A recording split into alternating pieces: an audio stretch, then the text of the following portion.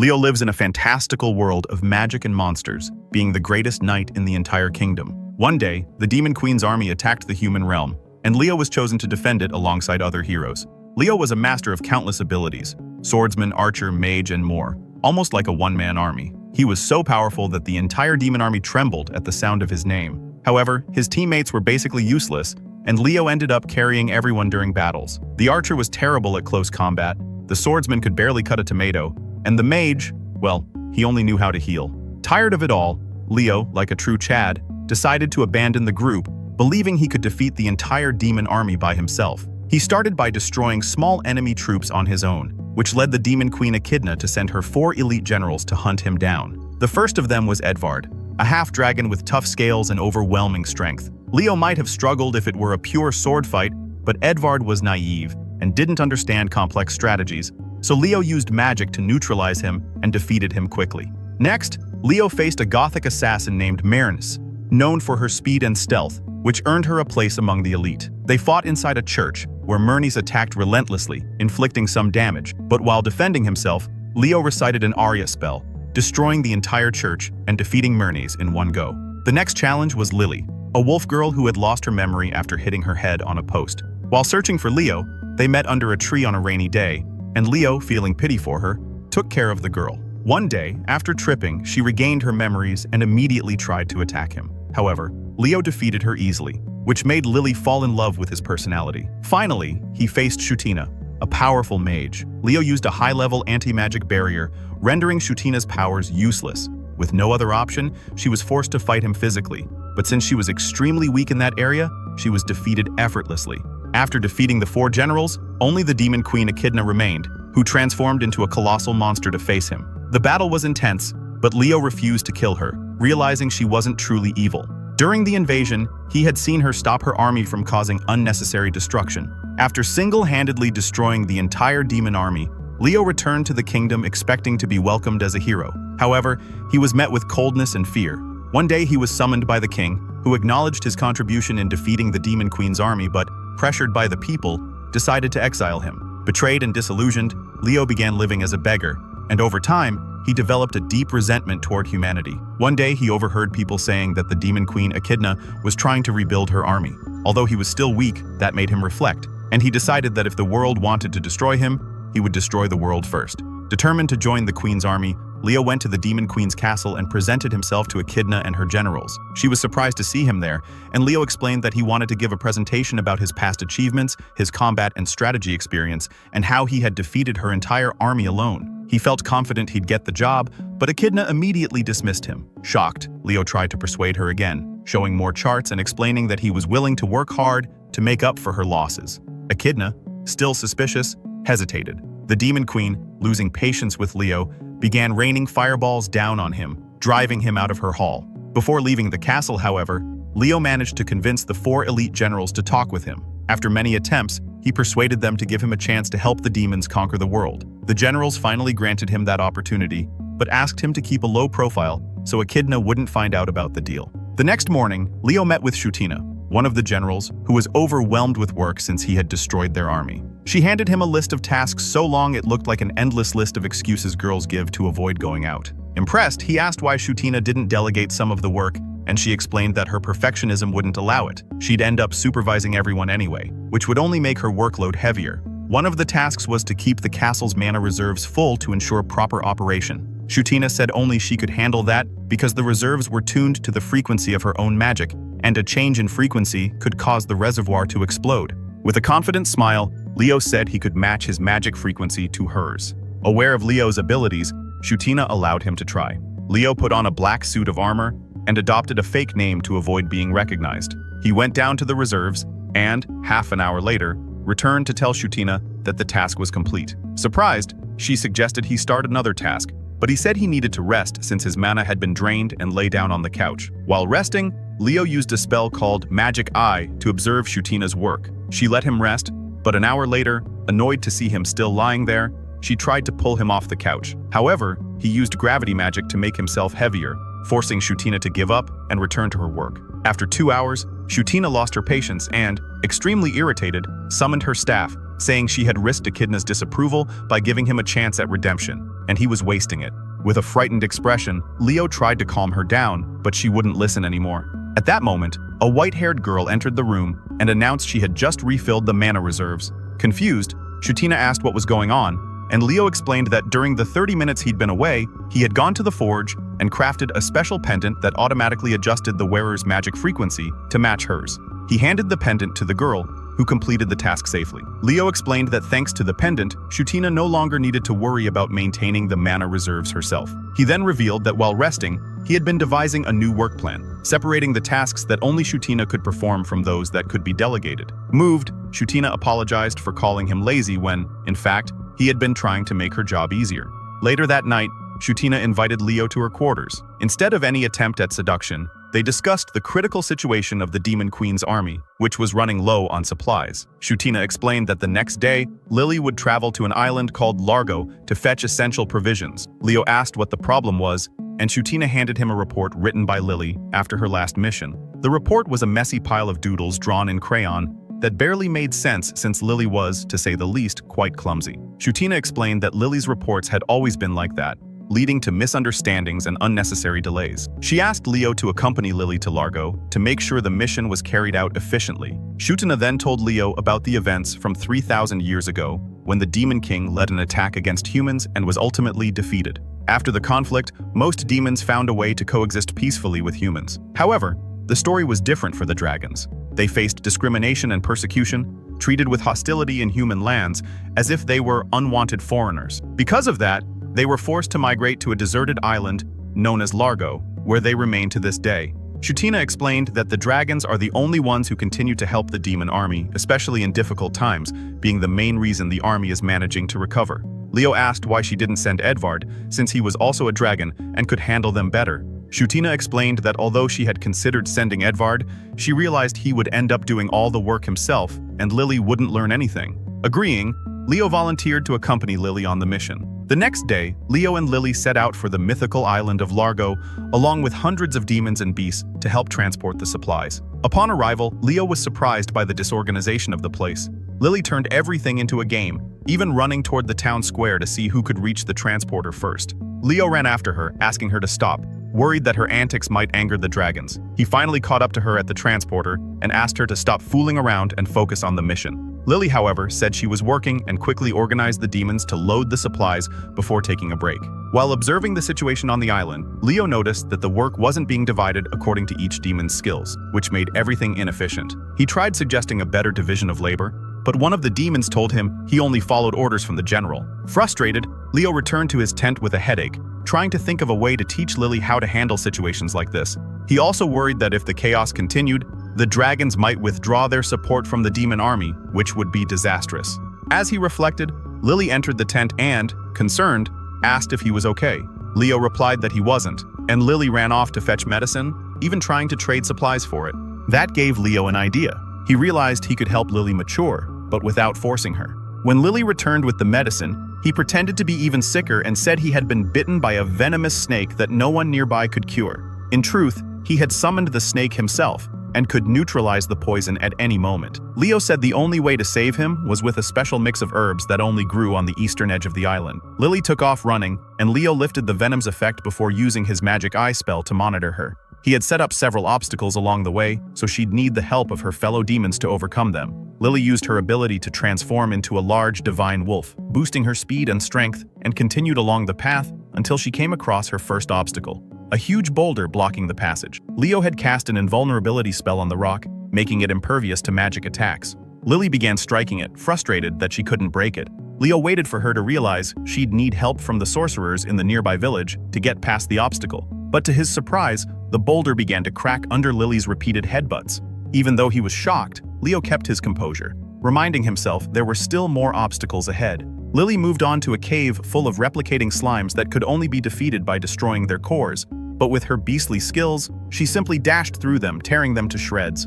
Leo was left speechless and decided to intervene. Seeing that Lily wasn't learning the intended lesson, he disguised himself as a wandering bard and followed her until she reached a deep cliff, impossible to cross with a jump. Confused, Lily asked the bard, Leo in disguise, if he knew a way to cross the chasm. Then, he sang a lively song, improvising a rap that encouraged her not to give up in the face of challenges.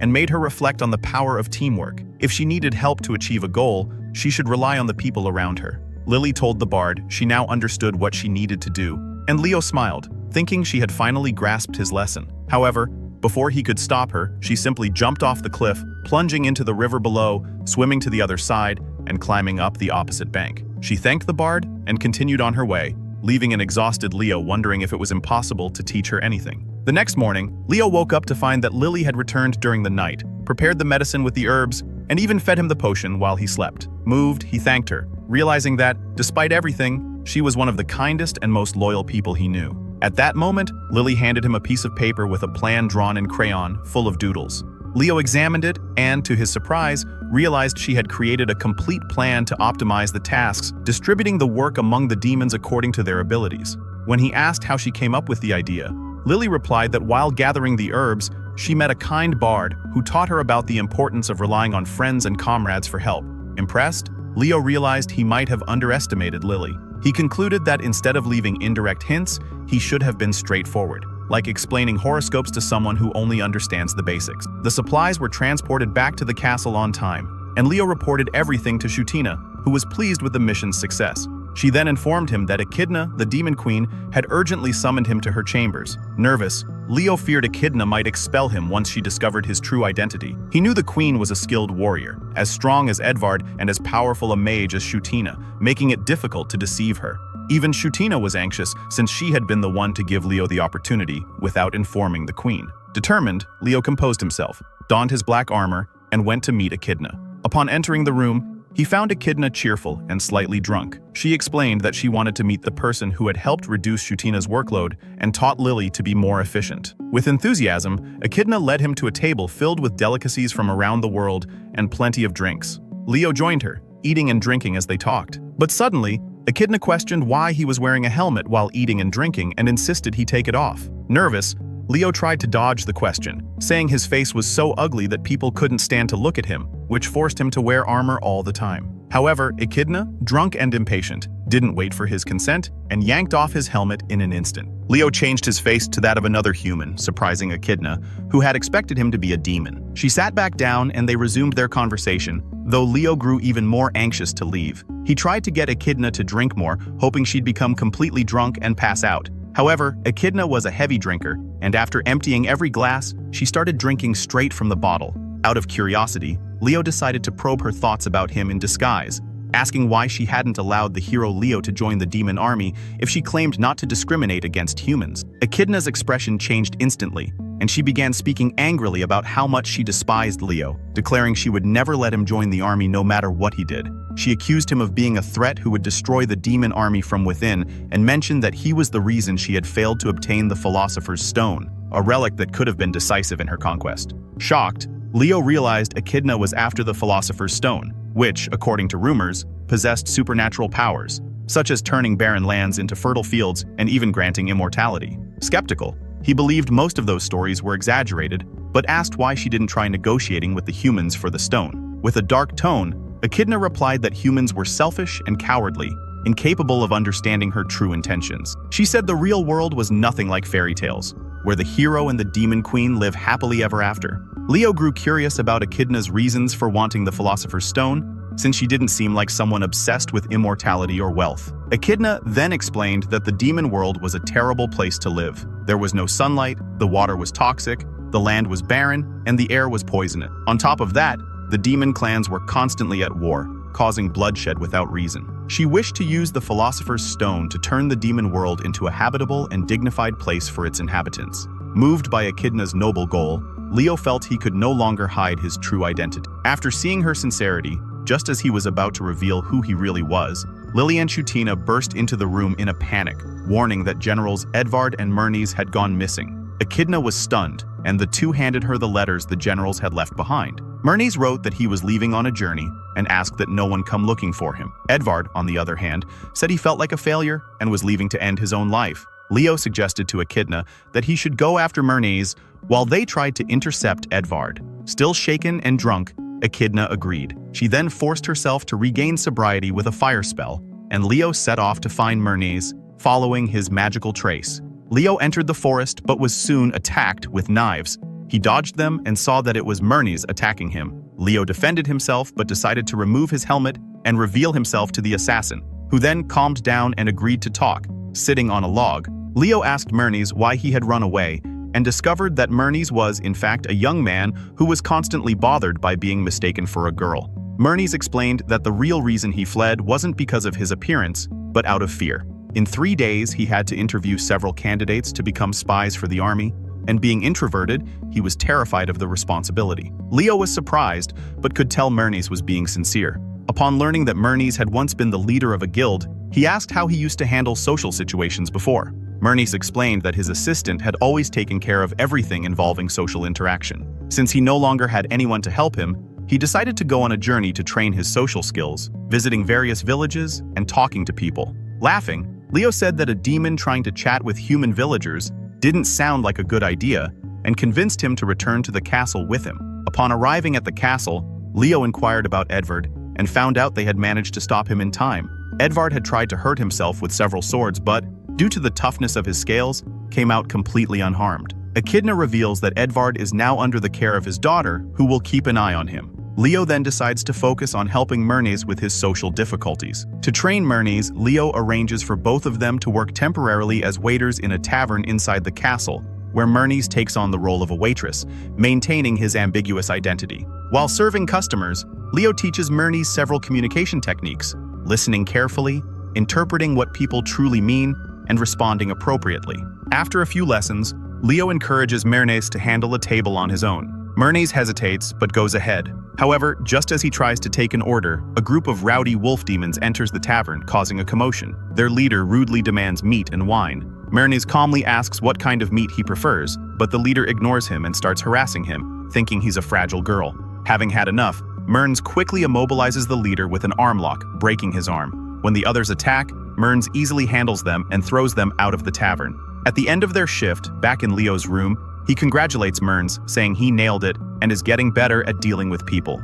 That makes Myrnes genuinely happy, and he thanks Leo for the training. However, Leo isn't done with the learning process yet. He asks Myrnes to conduct a mock interview where Leo himself will be the applicant, so Myrnes can practice his communication skills. To his surprise, Myrnes begins by asking Leo about his true reason for joining the Demon Queen's army, questioning whether he really wishes to destroy humanity. Leo tries to dodge the question, but Myrnes insists, asking why Leo doesn't seem to share the same hatred he himself feels toward humans.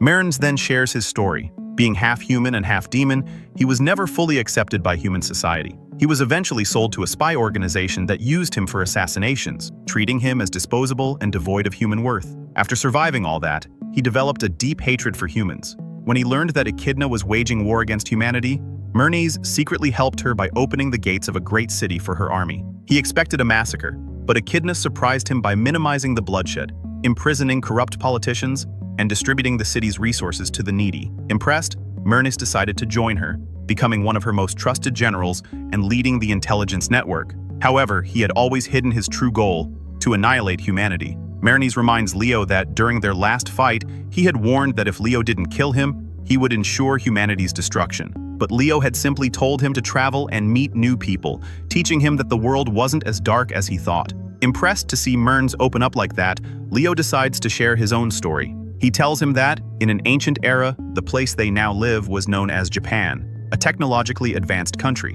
One day, the Earth split open, and hordes of demons and monsters emerged from the underworld, seeking Earth's resources with no intention of sharing them with humans. This sparked a war between humans and demons, but humans were far weaker, leading them to develop super soldiers to fight back. Leo was one of those soldiers, created with demon DNA. He became humanity's sword, fighting tirelessly to protect them. However, when the war ended, he was quickly forgotten. Myrnes, intrigued, asks if Leo doesn't feel resentment, especially now, after all his sacrifices, having been rejected and cast out. Leo replies that when he was banished, he actually felt free at last from his toxic job, no longer forced to be anyone's hero. He's content observing humanity and facing his own problems. Myrnes is astonished to learn that Leo has protected humanity for over 1,000 years, realizing that Leo was also the mysterious sage who defeated the former demon king a century ago. Overwhelmed by so many revelations, Myrnes decides to end the day and goes to sleep. The next day, Leo is summoned by Echidna, who shows him a letter from Edvard explaining his decision to step down as general. Recently, he had tried training his troops against a chimera, one of the most dangerous monsters. Seeing his soldiers' fear, Edvard began calling them snowflakes, and mocking how he used to deal with such beasts with one hand behind his back in his youth. In the end, Edvard took the blame for the troops' lack of preparation and passed the title of general to his daughter, Dionette. Echidna asks Leo if he's overwhelmed by all these duties. Leo replies that he'll handle the problem on his own and ask for help if needed. With that, he sets out to find Edvard's daughter, ready to face yet another challenge in the demon army. Leo speaks with Dionette, who explains that the problem lies in the way her father views the soldiers. He expects everyone to be as strong as he is, something impossible.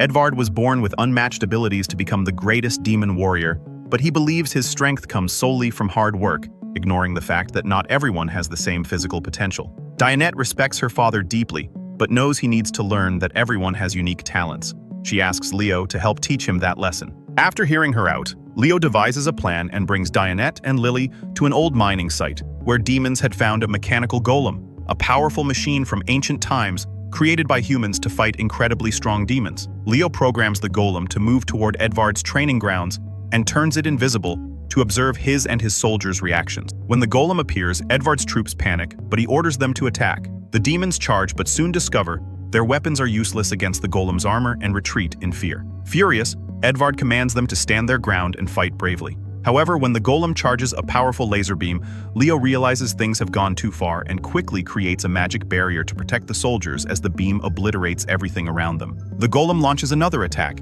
and again Leo intervenes. But this time, all the soldiers flee, leaving Edvard alone. Determined, Edvard runs toward the golem, but Leo shouts for him to duck, saving him from a fatal strike. Edvard keeps fighting but injures his shoulder while dodging another attack. Leo tries to guide him, but his instructions are too complex, leaving the warrior confused. Leo calls him an idiot sandwich and explains that no one there knows how to deal with the golem because they've never faced one before, something he wanted Edvard to realize. Leo instructs Edvard to strike the golem's blades from the sides to break them, and Dionette, standing beside him, suggests attacking the torso where the machine's weak point is. Edvard follows their advice and disables the golem. However, the machine emits a strange sound, which Leo recognizes as a call for reinforcements. Soon, 3 more golems emerge from nearby caves, but, anticipating this, Echidna had already positioned herself in those caves and destroys the machines with fire magic, reducing them to rubble. After the battle, Leo explains to Edvard that he needs to teach his soldiers the basics, otherwise, they'll be as useless as he was against the golem. Edvard realizes his mistake and, ashamed, returns to his unit, apologizing for his harsh behavior and promising to become a more understanding general. Shortly after, Leo receives good news from Shutina. Echidna has decided to promote him. However, Shutina reveals that Myrni's told the other generals about Leo's past, and they now want to know if he lied to get the position. Leo reassures her, promising that he'll tell Echidna and the generals the whole truth. Shutina trusts him, but asks that he not reveal his identity until she gives the signal. As she leaves, Shutina notices Leo reading a book and asks about it. Leo explains that it's one of his favorite stories, about a demon named Ibed, the first demon ever to win the Nobel Peace Prize for promoting peaceful coexistence between humans and demons. Shutina mentions that even Echidna likes that book, which makes her even more hesitant about Leo's revelation. Leo then recalls when he met the real Ibed during the first war between humans and demons. Ibed, who looked far less impressive than described in the book, declared that he wasn't there to fight, but to escape the constant wars in the demon world. He told Leo that the Demon King had accidentally opened a portal to the human realm, and Ibed, curious, took the opportunity to explore a more peaceful land. Fascinated by Ibed's perspective, Leo listened to his stories and observations, learning about the struggles of the demon world under chaotic leadership and how Earth seemed like a haven of peace. Ibed explained that when the Demon King opened the portal, demons began migrating en masse to Earth. However, the most aggressive ones crossed first and quickly began attacking humans, starting a war. Ibed had wanted to return to his world immediately, but the demon closed the portal, leaving everyone trapped on Earth to die. He confessed that it was the high-ranking demons who were the true villains, while ordinary demons like him ended up suffering the consequences. At that time, Leo was very different, devoid of emotion. Even so, he saw value in Ibed for his knowledge and decided to take him to a containment facility instead of killing him. During the journey, the silence made Ibed nervous, and he asked Leo's name. For the first time, Leo smiled. No one had ever asked him that before. Leo then revealed that he was one of 12 artificial super soldiers created to protect humanity. Ibed pitied him, asking what Leo would do once all the demons were eliminated. Leo replied that he would wait for the next crisis, ready to save humanity again. Then Ibed pointed out that this was the real problem. In times of peace, Leo would have no purpose, trapped in an eternal and empty existence, wishing for tragedy just to have a reason to exist. Those words resonated with Leo, but he assured Ibed that he was the weakest of the artificial heroes and would likely die in the war against the demons. As the soldiers escorted Ibed away, he shouted one last piece of advice to Leo. If humanity ever rejected him, he should live as he wished. Leo didn't fully understand those words at the time, but he kept the memory, hoping that one day he might free himself from his burden of protecting humanity. That day came in 2060. Coming out of his nostalgic reflection, Leo silently thanked Ibed for his advice. Shortly after, Leo went to meet Echidna, disguised in his black armor, determined to reveal his true identity and the reason he was helping her.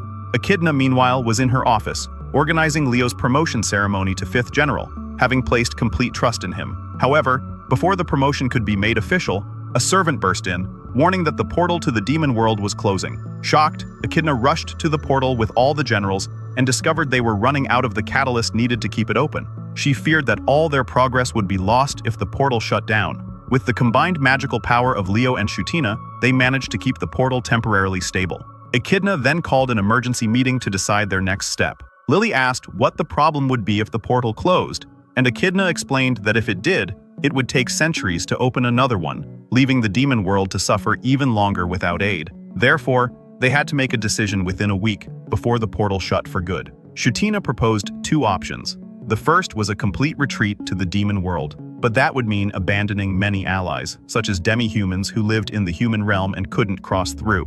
Edvard pointed out that they'd have to part ways if they chose that path, but Lily, who had recently grown close to many soldiers, didn't want such a separation. The second option, according to Shutina, was to attack the human capital and try to seize the Philosopher's Stone, a powerful artifact that could help keep the portal open and even transform the demon world into a livable place. However, everyone hesitated, since the demon army was weak, and even ordinary humans could defeat them in their current state. Echidna still believed Leo was an ally of humanity, and the thought of facing him again made her tremble. She asked the disguised Leo if he had ever met the human hero, and he replied that he had only heard stories about him. Echidna then confessed that she had faced Leo personally and been defeated even after using all her power, describing him as an absolute monster. She declared that although she didn't fear her own death, she refused to lead her soldiers into a massacre. Faced with that, Echidna decided to choose the first option, to return to the demon world and disband the army. She announced that both she and Shutina would have to return, leaving everyone stunned. Lily tried to tell her that Leo was now on their side,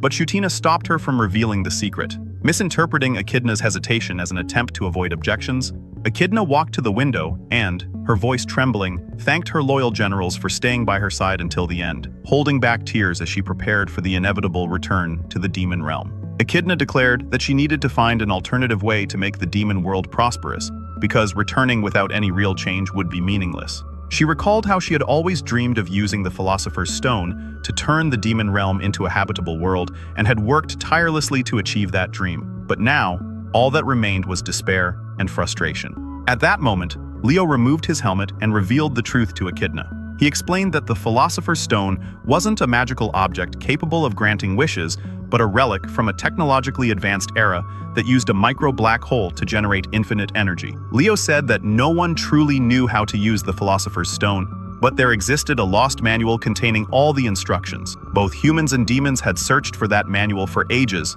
without success. Leo approached Echidna, and without letting her see his face, said that although forming an alliance with humans to find the manual would be difficult, it was the only way to achieve lasting peace. He then revealed that there were 2 Philosopher's Stones in the human world, and Echidna needed only one. Hope flickered in her eyes.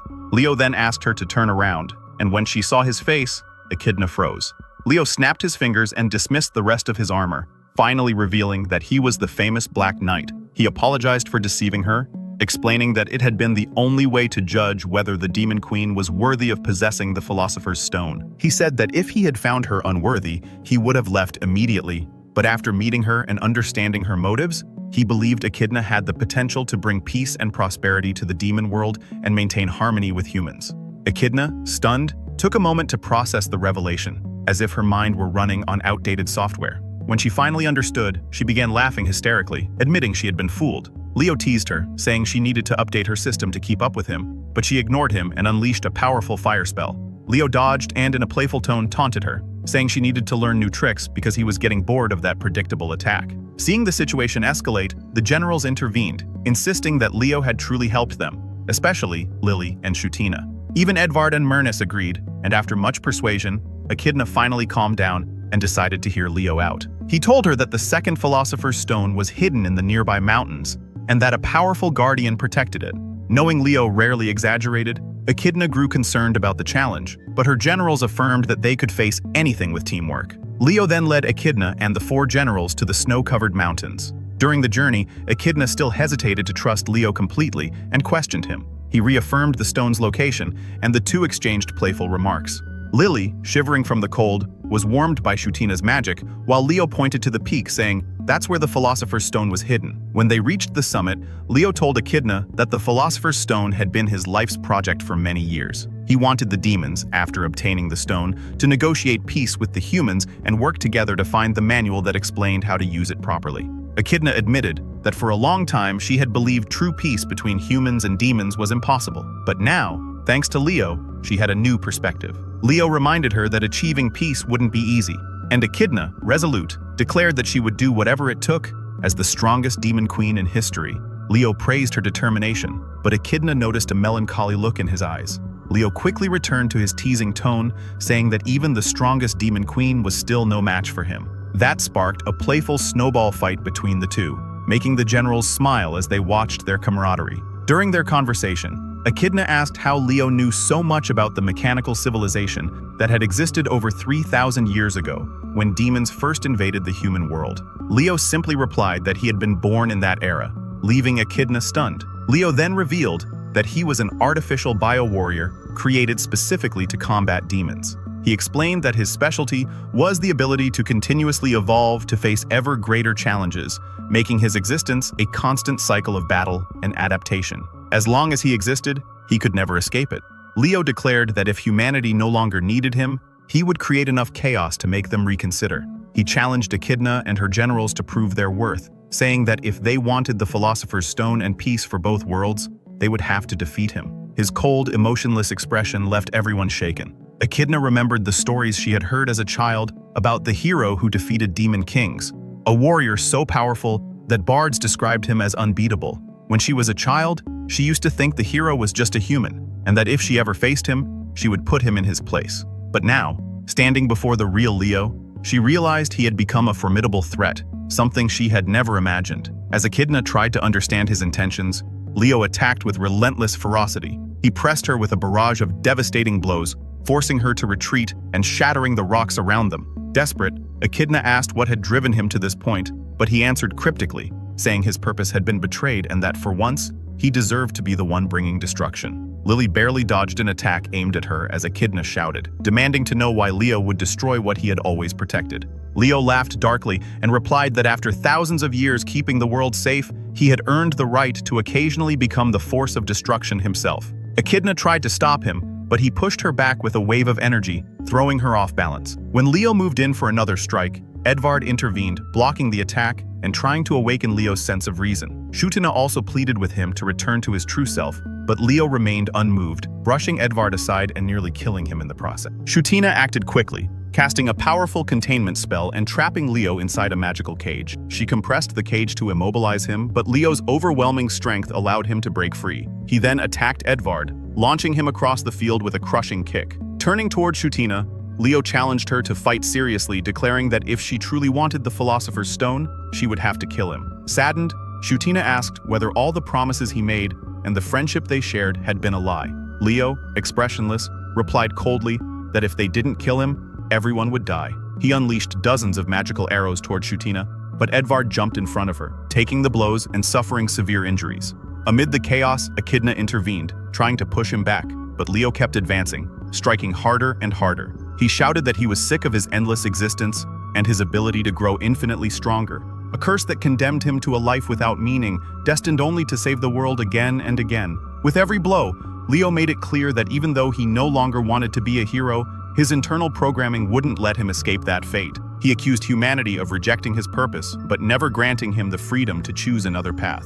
Echidna realized that Leo was deeply tormented, trapped between his imposed duty and his longing for freedom, and that the only way to achieve peace and save both humans and demons was to heal the inner pain consuming him. Determined, Echidna and her generals prepared to face Leo in one final, decisive battle, knowing that to obtain the Philosopher's Stone and fulfill their dreams, they would have to fight the very hero who was created to protect them. In a moment of fury and despair, Leo summoned thousands of magic arrows in the sky, declaring his hatred for everyone and vowing to destroy both the human and demon realms. With a motion of his hand, he released the arrows, devastating everything around them. Panicking, Echidna raised a barrier to protect Lily and Myrnes, while Shutina shielded Edvard. But amid the chaos, Echidna realized that Leo's power was far beyond any of theirs. She felt her strength was nowhere near enough to contain him and wondered whether she should use her ultimate spell, though she doubted it would work against him. Desperate, Lily stood up and pleaded for Leo to stop. She reminded him that back in Largo, he had listened to her problems and given her advice.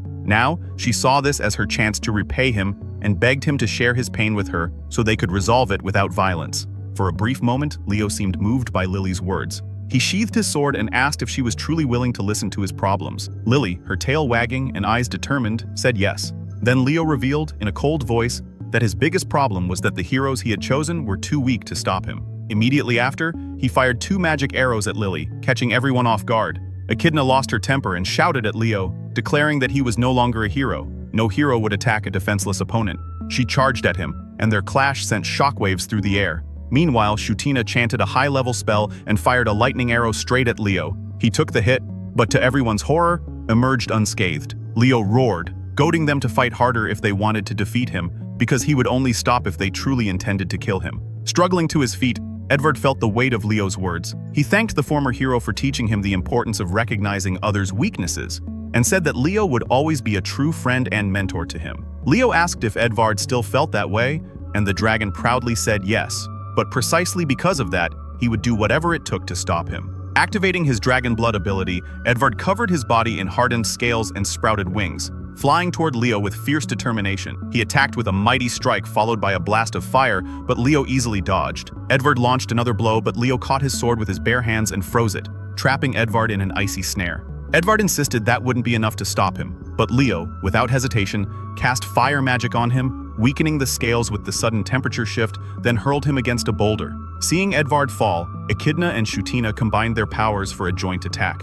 Echidna charged with her sword, while Shutina trapped Leo in a rock prison and unleashed an intense fire spell. But even that couldn't scratch him. Leo walked toward Echidna slowly, unhurried, while she, frozen in shock, realized the gravity of the situation. In that instant, Myrnes appeared, executing a deadly assassination technique, but Leo, with extraordinary reflexes, dodged, taking only a minor cut. Standing beside Echidna, Myrnes gained confidence and fought to support her as she tried to hold Leo back with a barrage of attacks. While Leo focused on Echidna, Myrnes seized the opportunity to strike from behind, but Leo blocked the blow. The assassin, determined, demanded to know what Leo truly wanted. Leo replied coldly that he wanted to die while saving the world, but Myrnes, disbelieving, called it a lie. He leaped high, creating shadow clones to distract Leo, declaring that if Leo truly wanted to die, he would have fought them seriously from the beginning instead of joining the demon army. Instead, Leo had guided them and taught them lessons that only someone with hope for the future would share. Leo destroyed the clones one by one, and when Myrnes attacked from behind, Leo paralyzed him with magic, making him collapse to the ground. With a dark smile, Leo declared that 3 of the heroes had already fallen, and that he would destroy the world so it would once again need saving. At that moment, Lily, in her white wolf form, charged at him, but Leo blocked her with a single arm. He noticed she was crying and told her that despite her willpower, she was still far too weak to face him. Through her tears, Lily confessed that she didn't want to fight him, but she couldn't stand seeing the pain in his eyes. That brief moment of vulnerability struck something deep within Leo, but he maintained his ruthless demeanor and said that if she truly wanted to help him, she should try to stop him. Lily lunged again, but he easily struck her down, rendering her unconscious. Echidna watched in horror, realizing that Leo was a true monster, his power far beyond anything she or her generals could withstand. Yet, upon seeing the determination of his former allies, Leo felt a faint spark of something he didn't want to acknowledge. Perhaps he still longed for connection and purpose. Refusing to give up, Echidna gathered her remaining strength and stood beside Shutina, Edvard, and the others. She looked at Leo and with a firm tone declared, "You may be stronger than us, but we're a team. and together we'll make you remember who you really are." Leo, his expression momentarily confused, hesitated for a brief instant, though his face hardened again. Even so, a flicker of doubt appeared in his eyes, and everyone sensed that maybe there was still a chance to save him from his spiral of destruction. Revisiting the archives and devices that contained information about his own creation and purpose, Leo spent days in the laboratory, lost in memories of the scientists who had designed him as a biological weapon built to protect humanity at any cost. Remembering those days, he realized that, from the very beginning, he had never had a choice in his destiny. He had been programmed to protect, to fight, to be humanity's final line of defense. But now, that function had become a curse. As he reflected on his past, Leo understood that with the world at peace, he had become nothing more than a being without purpose, condemned to wander the earth in search of meaning. The feeling of uselessness consumed him, and the lack of purpose had turned him into a bitter soul, subconsciously wishing the world were in constant peril so that he might have a reason to exist. Yet that longing for chaos had driven him to extremes. He had begun to consider becoming the threat himself to justify his own existence. Back in the present, under the effect of Echidna's spell, those memories hit him with overwhelming force, and he realized how much his mind had been twisted over the centuries. He looked at Echidna and the generals around her, who still struggled to stand firm, ready to keep fighting. The determination shining in Echidna's eyes made Leo see in her the kind of leader he could never be, someone who, despite her immense power, genuinely cared for the well-being of others and sought to bring true peace, not just for her own people, but for everyone. Exhausted but resolute, Echidna stepped closer to Leo and, her voice trembling, asked, "Why did you let the spell hit you? You could have dodged it." Still under the influence of the spell that temporarily sealed his powers, Leo replied with rare honesty. He explained that he was tired of bearing the weight of a world in endless peace all alone, and that by allowing Echidna and the others to challenge him, he had hoped they might find a way to free him from his obsessive programming. Watching Leo's vulnerability, Lily approached and asked if he truly wanted to destroy the world, or if this was just a desperate way of being heard. Looking at Lily's tearful face, Leo murmured, "No, I never really wanted to destroy the world. I just wanted to feel like I truly belonged to it, and not merely be its weapon." Hearing his words, Shutina told him he no longer needed to be a lonely hero. "You've taught us, Leo. We can fight too. You don't have to carry everything by yourself." Leo was overtaken by a rush of emotions he had suppressed for centuries. In the faces of Echidna and her generals, he no longer saw enemies but allies, friends willing to stand by his side, not as followers, but as equals. As the spell's effect faded, Leo slowly rose to his feet, feeling his strength return. Echidna, surprised but relieved, smiled and extended her hand to him as a sign of trust and respect. Finally accepting his vulnerability and the possibility of finding a new purpose, Leo promised to use his power not to destroy, but to help build a future where humans and demons could coexist in harmony. And so, the hero who once fought against everyone now stood beside those who dared to challenge him, forming a new alliance of hope, strength, and true friendship. Experiencing what it meant to fight alongside them, Leo, his smile faint, but his eyes shining with nostalgia, said that not only had he enjoyed it, but that these moments with them were the most precious of his long life.